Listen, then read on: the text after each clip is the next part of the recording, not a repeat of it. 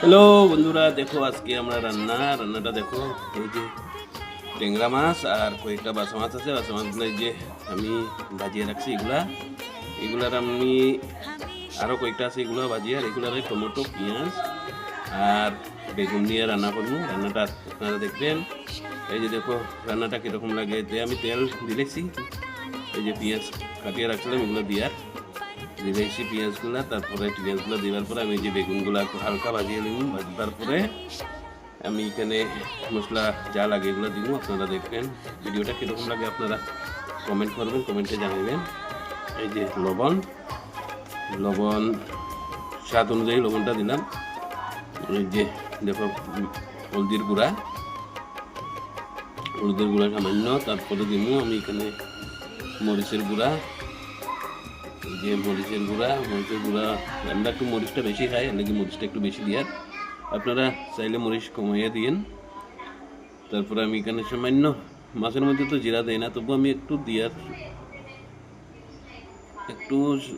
জিরা গুঁড়োটা দিছি। তারপরে আমি এগুলার একটু সাতলাইয়া এখানে আমি টমেটো যে কাটিয়ে রাখছিলাম টমেটোগুলো দিবার পরে আমি বাকি একটু করে ওখান একটু সামান্য জল দিছি, যাতে মশলাগুলো জলে যায় না, এর লাগে। যে তারপরে আমি টমেটোটা দিছি।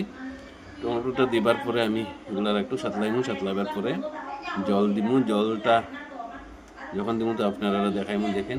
এই যে আর আপনারা একটা জিনিস খেয়াল করবেন, যে সবজি কষানির সময়, সাতলাইবার সময় উপরে যখন নিচের থেকে তেলগুলো সব আই যায়, তখন আপনারা জল দিবেন। এই যে আমার জল দেওয়া হয়ে যার, জলটা আমি অত বেশি জল দিতাম না। এই যে কারণ মাছ আছে মোটামুটি আধা কেজি মাছ, বাঁকা কয়েকটা মাছ আছে।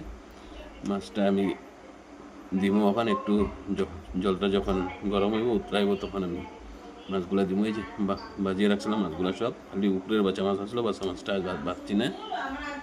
কারণ আমাদের ঘরে একজন আছে মানে ভাজা মাছ পছন্দ করে না, এর লাগে আমি বাচ্চা মাছটা রাখছি। তো বন্ধুরা, আপনারা আমার রান্নাটা কীরকম হলো দেখবেন। এই যে লাস্টে একটু ধনিয়া পাতা দিয়ে আমি রান্নাটা শেষ করবো। আর যারা আমার ফেসবুকে দেখেন তে আমার ফলো করবেন, আর যারা ইউটিউবে দেখেন আমার চ্যানেলটা দয়া করে সাবস্ক্রাইব করবেন। সবাই সুস্থ থাকিও, ভালো থাকিও।